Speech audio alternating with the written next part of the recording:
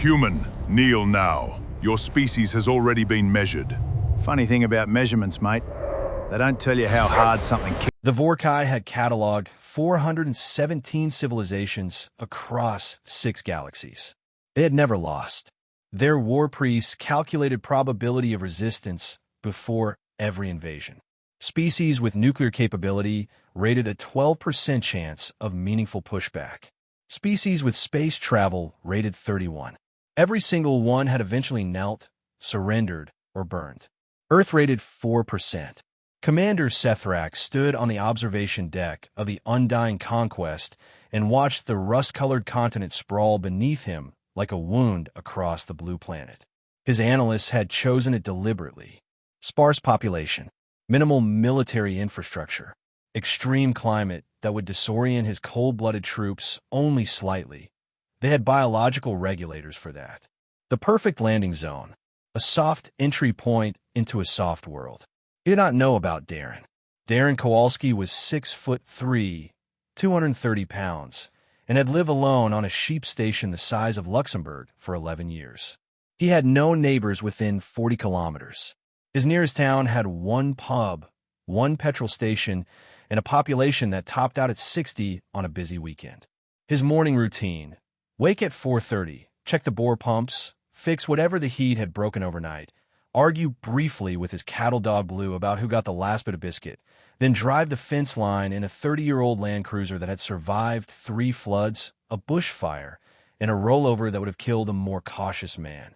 When the alien ships cracked the sky open like an egg and descended in columns of white fire, Darren watched from the veranda.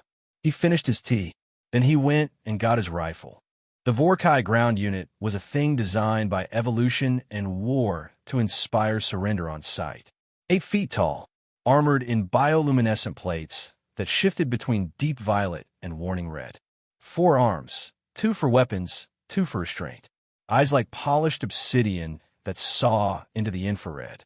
They moved in perfect formation, 12 soldiers to a unit, and their boots left scorched prints in the red dirt.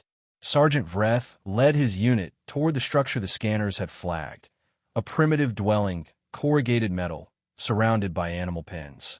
Low value, easy clearance. He expected to find cowering livestock and perhaps one terrified mammal that would make useful footage for the Conquest archives. He did not expect the man leaning against the fence post. Darren had his arms crossed. Blue sat at his feet, hackles up, a low growl building in his chest. Vreth processed the human through his threat assessment implant. Primitive projectile weapon. Outdated combustion vehicle. No body armor. No communications array. Biological threat level. Negligible. He raised his translator and spoke the words his war priest had prepared in every known Earth language. A confident declaration. A demand for surrender. An offer of swift processing in exchange for compliance. Darren tilted his head. "Mate," he said, "I don't know what you just said, but you're standing in my paddock and you frighten my dog." Vreth's unit fanned out. 12 soldiers. Plasma rifles charged and humming. They surrounded the human in a perfect tactical circle, cutting off every exit. The standard formation. The same one that had broken the will of the Hellcarry warrior caste in under 4 minutes. Darren looked left, looked right, looked at the 12 guns pointed at his chest. He looked back at Vreth. "I've been in worse spots than this," he said. "Last year a brown snake got into the dunny. Didn't notice until I sat down." Vreth did not understand the words, but something in the tone made his threat assessment implant flicker.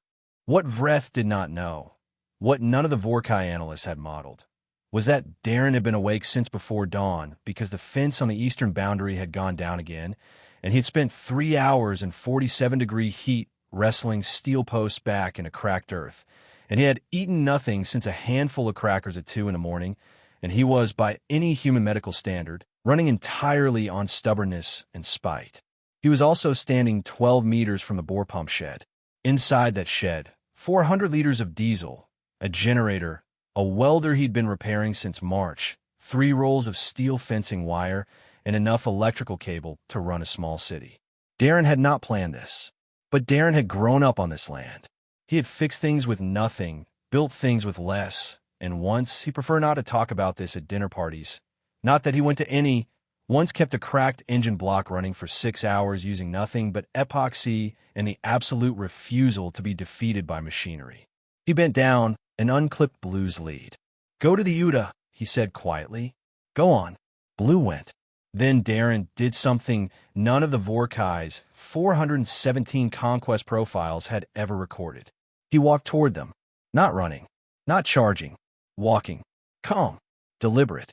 A man moving with the slow, unhurried certainty of someone who has been bitten, burned, flooded, and sun-blasted and is still standing. Vreth's implant screamed threat escalation warnings.